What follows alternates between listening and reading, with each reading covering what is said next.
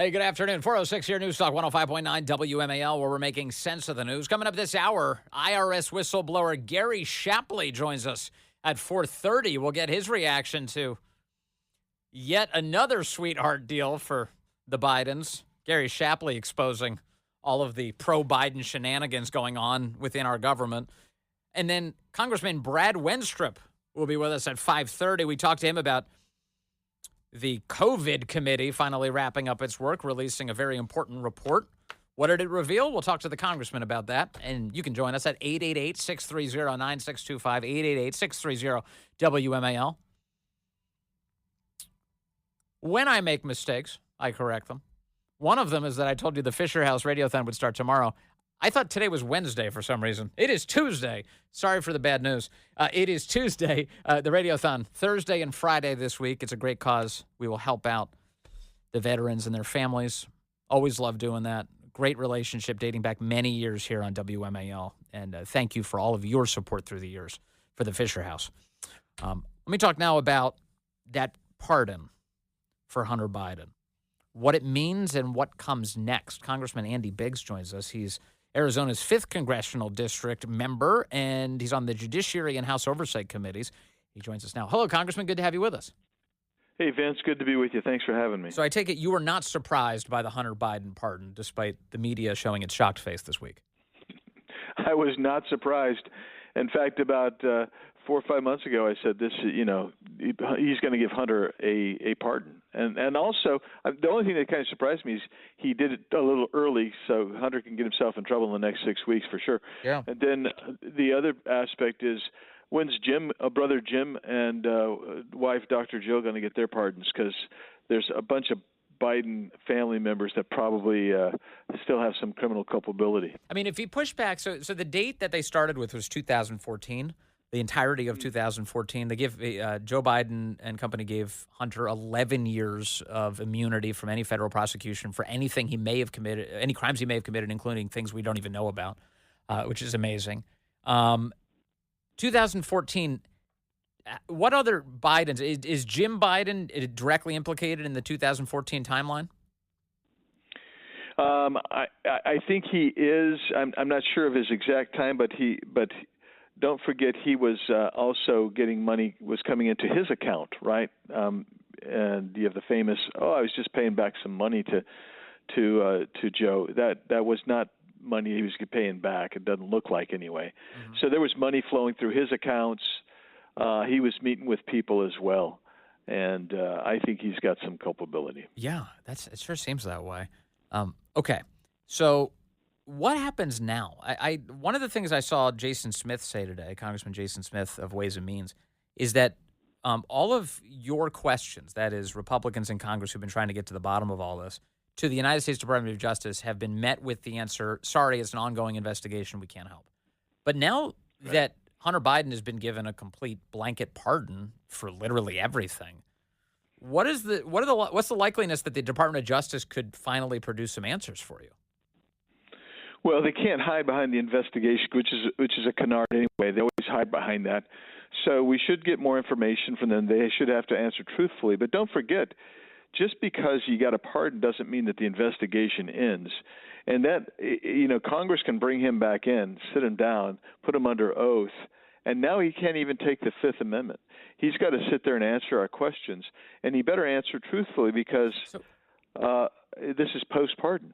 Can you walk me through that? I've heard quite a few people make that assertion, and I guess we've never seen a pardon that's this expansive that includes all behavior for all of 11 years. He can't be charged with any federal criminal violation whatsoever.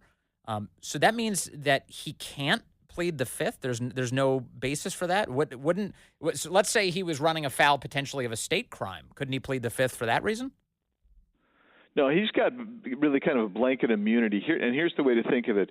He's got a blanket pardon. When you are given immunity, there's several kinds of immunity you can receive. You lose that right to say it could incriminate me, and why would you say that? Well, it's because you have immunity. You can't be charged, and that's the way it is with Hunter Biden. He's got this massive immunity, and anything with certainly certainly it's a question on what you're talking about with the states, but anything for sure dealing with the federal issues that we've been dealing with, he can't run and hide from. He would have to answer those. He would have to, but would there be some sort of penalty if he were to appear before Congress and say, "Sorry, I'm going to keep my Fifth Amendment rights"? Is there some sort of penalty for that? What, contempt of Congress, maybe? Contempt, yeah. I think we move into contempt of Congress, and you get hopefully, we've got we'll have a new AG, and the new AG will say, look, you were given pardon, you don't get the Fifth Amendment, you got to answer the question, and now you chose not to.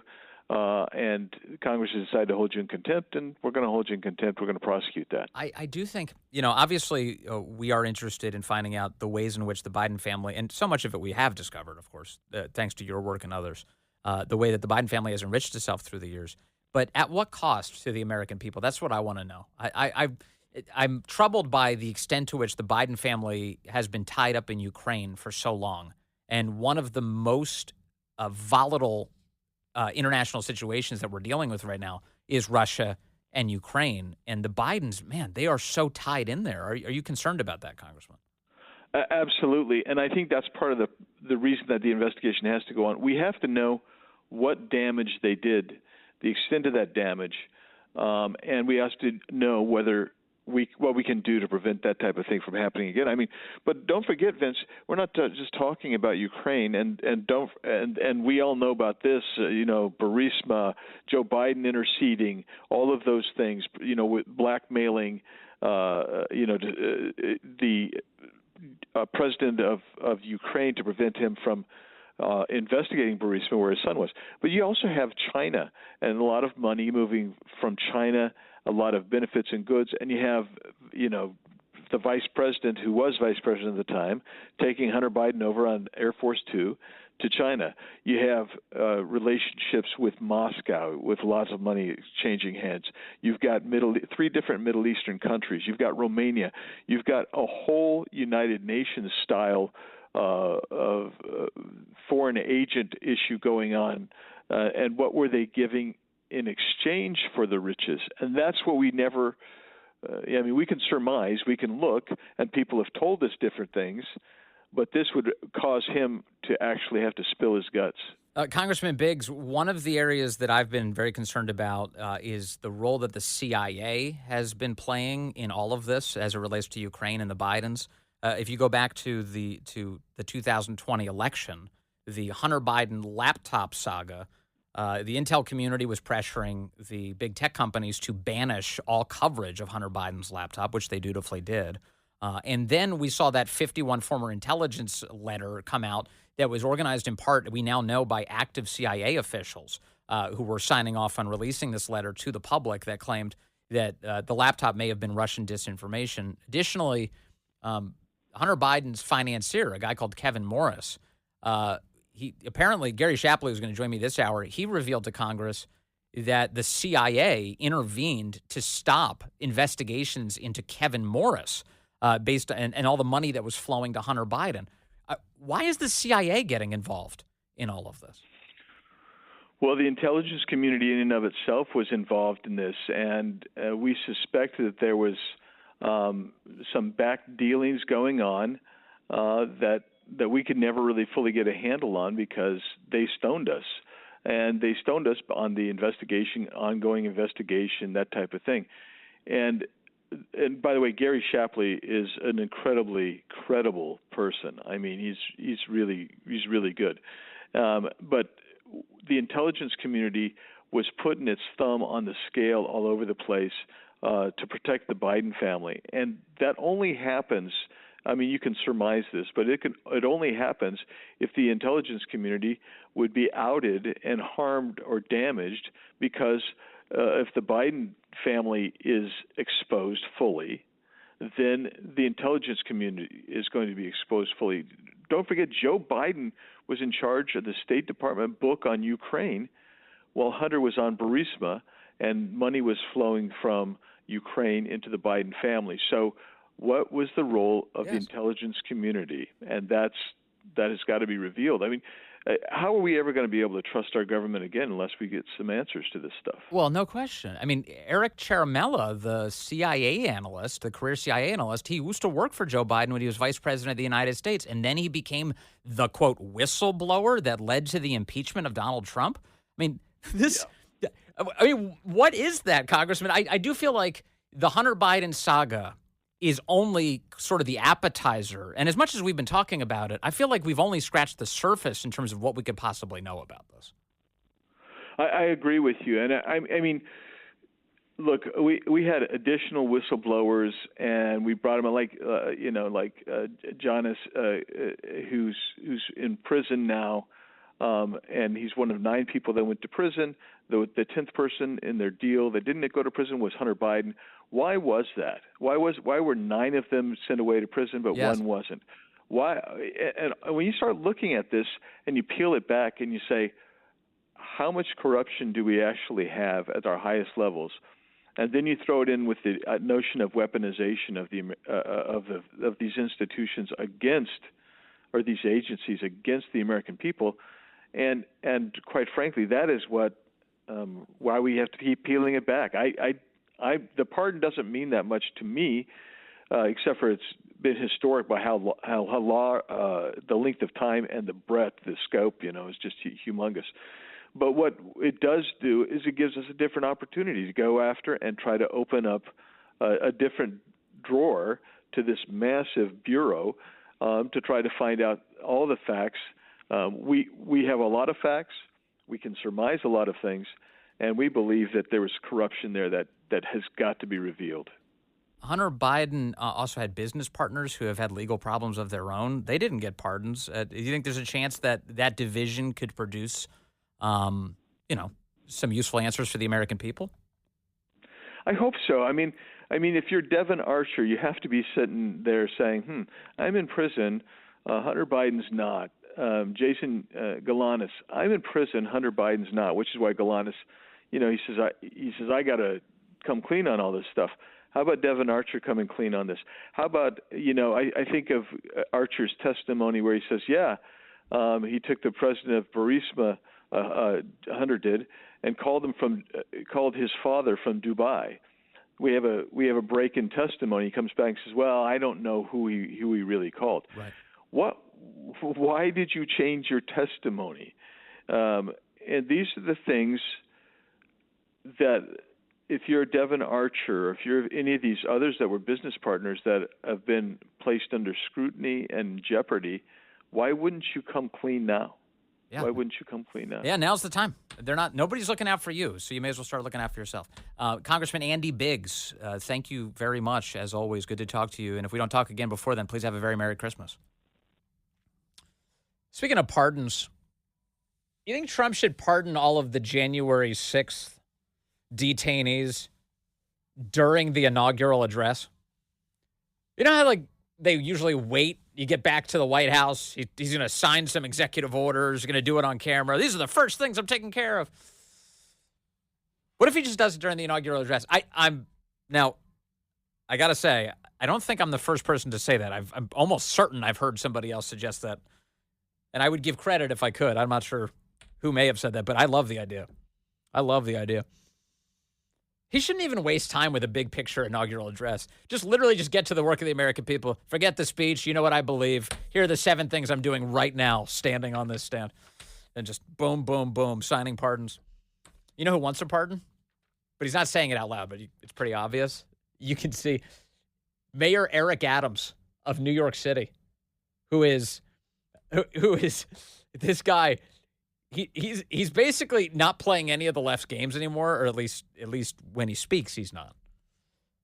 And he's now daring the left to cancel him for working with Tom Homan and Donald Trump. Take a listen to this guy.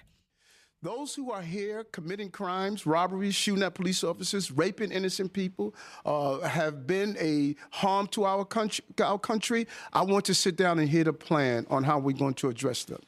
Those are the people I am talking about, and I would love to sit down with the Board of Czar and hear his thoughts on how we're going to address those who are harming our citizens. You're open to that?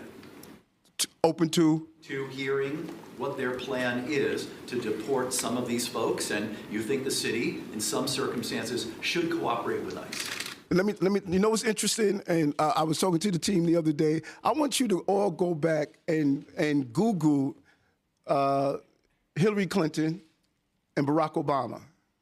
Google what they said about those who commit crimes in our city and what they said in our country. They said those who commit crimes need to get out right away. That was their position.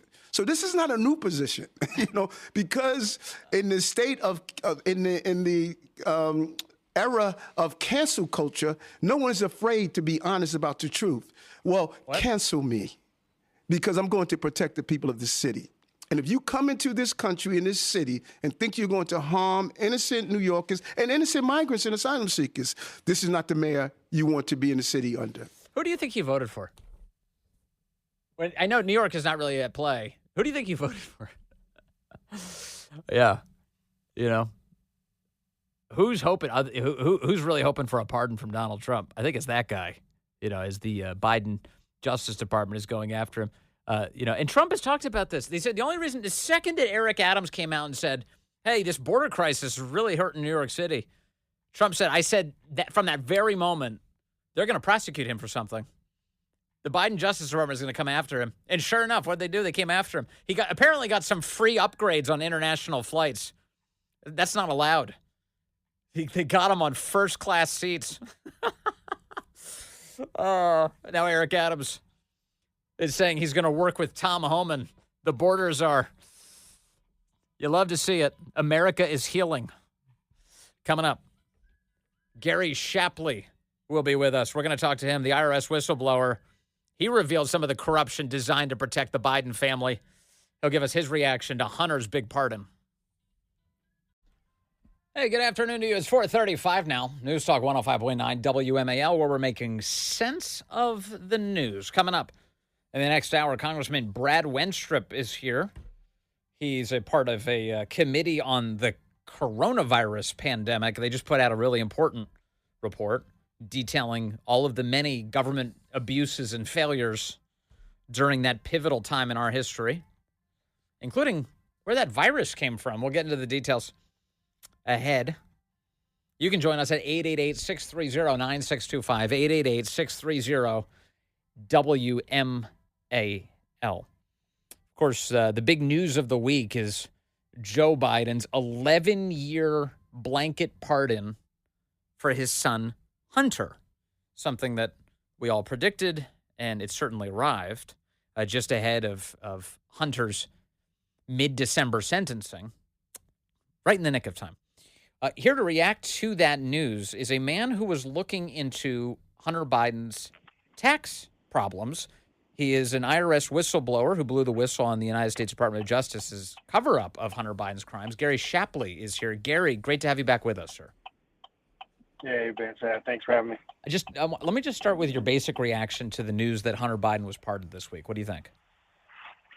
Yeah, we weren't surprised. We were expecting it to come. We knew it was going to come. Really the most surprising part is just the way the President of the United States just really threw away all of his credibility and lied to the American people. It was really just so brazen. Every time we heard him say it, it was a little bit cringeworthy, and it's a little bit disconcerting for what else they may have misrepresented or lied about. So this must drive you crazy for another reason, which is that you spent all this time on a case that ended up being completely wiped out. Because here, President Biden has stepped in to do what he always intended to do, which is issue a big pardon for Hunter. So why did they waste so much of your time and American tax dollars on even looking into this?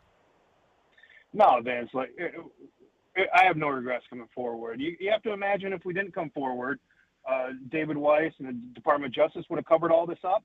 The American people wouldn't have known what happened with the Biden crime family. And to be honest, it really gives the true sense of President Biden and his political party now, where if Hunter Biden spent a few months in jail, it is what it is. But, I would argue it could be more important for the American people to see, the true colors of the President Biden. Yeah, no, for sure. And I didn't think that you regretted coming out. I just thought that it was such a waste of your time to even begin this investigation in the first place. Biden could have just issued this pardon out the gate, and instead of wasting your time and so much money, and yet here we are. So you lived through this experience of trying to investigate Hunter Biden's tax situation. He failed to pay taxes for years. You were looking into it, and you started traveling down all these roads to figure out what was going on there. Now, one of the revelations that came from your testimony is that whenever you got close to looking into Joe Biden's connection, you were warned off of that. Is that right? Yeah, that's absolutely correct. And then additionally, when you started looking into who was paying off all of Hunter Biden's tax bills, a guy called Kevin Morris, your testimony is that the CIA intervened to stop you from being able to dig into that? Yeah, I provided an affidavit to House Ways and Means Committee, and it was concerning the CIA contacting Department of Justice and David Weiss's office, and two prosecutors went to Langley for a classified briefing. And at the end of that briefing, these prosecutors came back and said that Kevin Morris couldn't be a witness for us because of what they learned at CIA. Do you have any theories as to why the CIA did that or why they're involved at all? No, I mean it would all be assumptions. I mean there's a few possibilities, but I'll leave that to your imagination. Yeah, my imagination is that there's something going on in Ukraine that involves the CIA that they don't want public. That's where my imagination's been, and it's remarkable to me the number of times the CIA seems to pop up in this story, Gary Shapley. Yeah, well, I told the truth about their intervention here, and it's up for. I mean, the committee's chairmen sent a letter to CIA asking for more information. Their first response said, "Oh no, you're absolutely incorrect. You don't know what's going on." And then after I sent the affidavit with emails attached, they sent another letter and said, "How about now?" And to my knowledge, they haven't responded yet. That's just amazing. So if you were to assess the current state of our government, the left is Joe Biden's party is routinely telling us that everyone's just a hardworking civil servant and that they're being wrongly attacked and slandered for being corrupt or for being politically biased. One thing that really struck me from Joe Biden's statement this week, and perhaps it struck you too, Gary Shapley, is he claimed that the United States Department of Justice was politically singling out his son. That, in fact, the system was tilted against Hunter because of his last name. What did you make of that claim coming from Joe Biden or whoever wrote that statement? Well, that's just another misrepresentation of the facts, right? So they want you to believe that, and the narrative they want the American public to believe is that somehow the Republicans intervened when DOJ was trying to not charge Hunter Biden. But the fact is that Department of Justice, even while limiting our investigative reach and not looking at Joe Biden, we obtained evidence that proved that Hunter Biden was guilty of tax violations and a gun charge, and potentially others that weren't charged. And DOJ in 2022, we were going to charge. We were ready to charge. We recommended the charges to Department of Justice Tax Division, and that's when David Weiss had to go to a Biden-appointed U.S. attorney in Washington, D.C., because David Weiss didn't have authority to charge outside his district. So Matthew Graves, U.S. attorney in D.C., said, nope, you can't charge here. At that time, David Weiss requested special charging authority from Merrick Garland, and he even testified to this in Congress, and he was not given that special charging authority. So he could not charge those charges in D.C., and that was 2014 and 2015. Those were the Ukraine Burisma years. And then, of course, they had to go to California to get permission from Martin Estrada, the U.S. attorney out there, and he responded, no, you can't charge here. So that was at the end of 2022. So now the Department of Justice under President Biden stopped David Weiss and DOJ from charging even the tax charges. And it wasn't until Joe Ziegler and I came forward where they tried to cover up what they had done with the 2 misdemeanor plea deal. And, of course, that fell through after the judge saw what we had provided to House Ways and Means Committee. And, then he's finally held accountable because the Department of Justice knew that they couldn't cover it up anymore. So, I mean, the narrative, they want to pretend that it starts after they decided not to charge. But the truth is that it's the President Biden's U.S. attorney stepped in and wouldn't allow David Weiss to charge, and Merrick Garland wouldn't give him the authority to charge, and that contradicts what Merrick Garland and David Weiss told Congress. Yeah, the news we had this weekend, that big pardon, that would have never happened were it not for you coming out and Joseph Ziegler coming out and blowing the whistle, because that sweetheart plea deal would have gone through. Hunter Biden would have been able to get away with all of it, and they would have been able to sweep it under the rug. But instead, we only got to this place because of your whistleblowing. Sure, yeah, and even worse. I mean, look, they weren't going to charge him.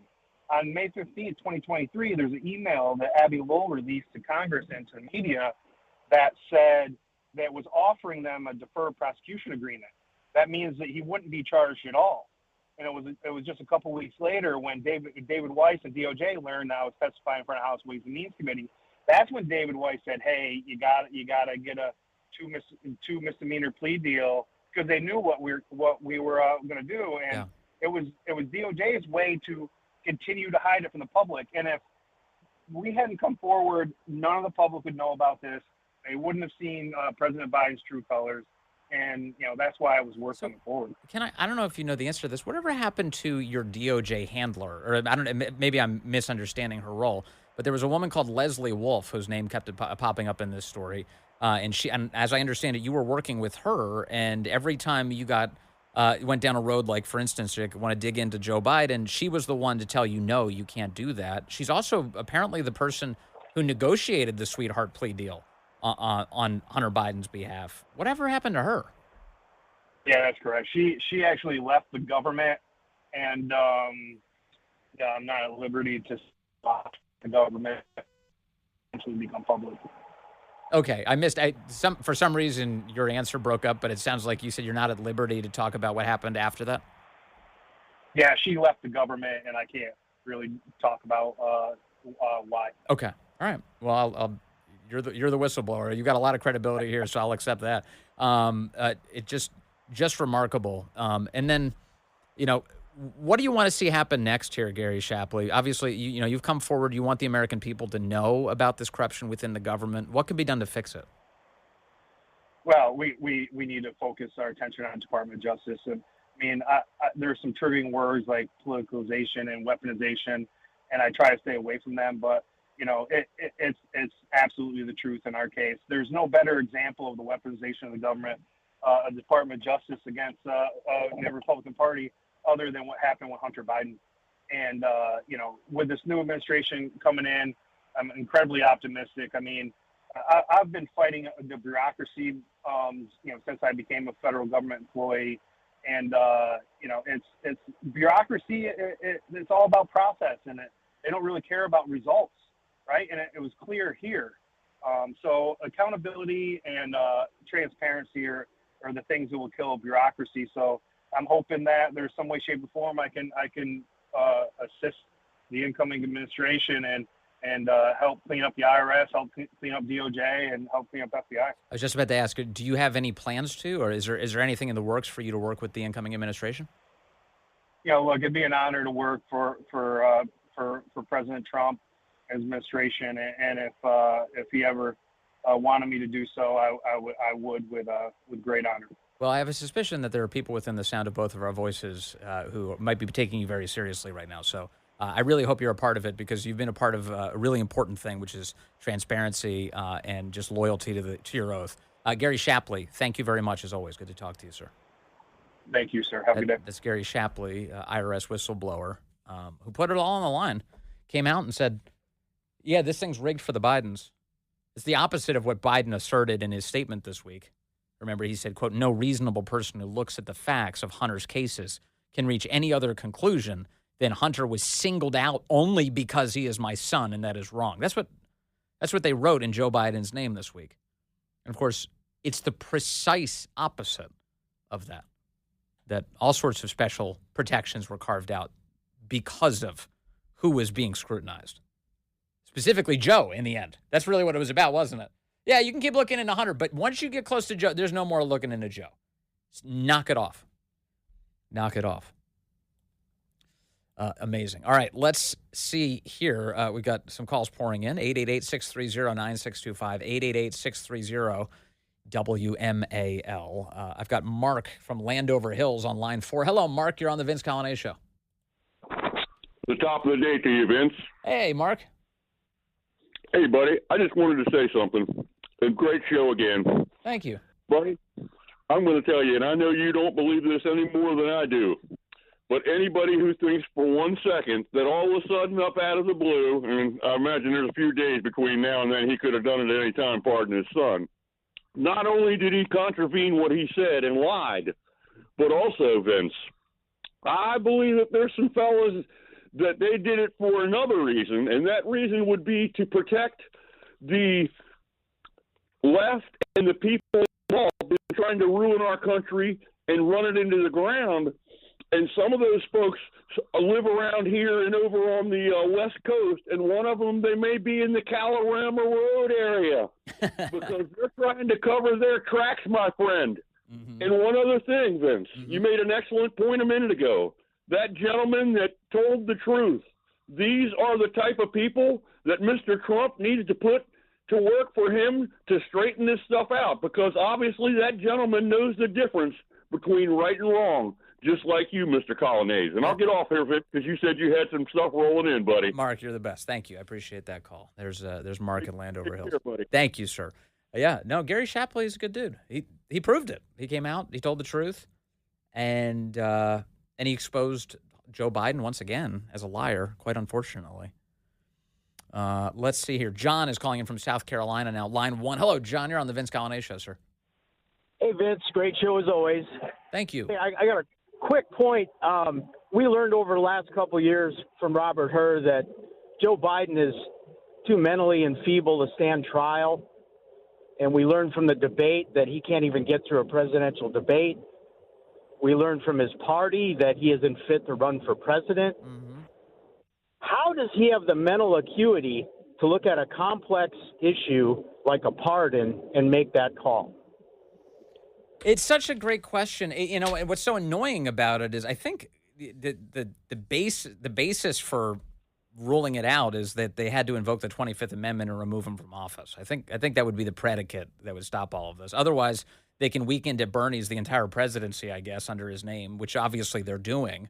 But it is maddening, isn't it? I mean, because you're right. Robert Hur comes out and says, sorry, we can't put him in a trial. He's too senile to do that. And, of course, it causes all this outrage. They pretend like it's not true. It's not true. He's so smart. He's got more energy than anybody else in the White House, would a lie. And then he comes along and he has this pardon. And, look, you and I both know he's not president by reason of senility. We know that. But the stupidness of this system is they keep playing this game with us. And I think, in fact, the fact is the American people are so sick of the lies, they're sending Trump back to office, and he can't get there soon enough. That's a fact. I just hope there's some justice for the Bidens down the road. Yes, that's right. Justice for the Bidens. That's a good way to put it. Thank you, John. I appreciate that call from South Carolina. Yeah, John's right. How can he pardon anybody? He can't even stand trial. What a ludicrous presidency. All right, let's take a call. I've got Vince calling in from Spotsylvania, line 5. Hello, Vince. You're on the Vince Coglianese Show. Hello. Hi, Vince. How are you today? I'm good, sir. I just wanted to ask a quick question, if you can. I don't know. I haven't heard, and I think it's obvious to everybody why the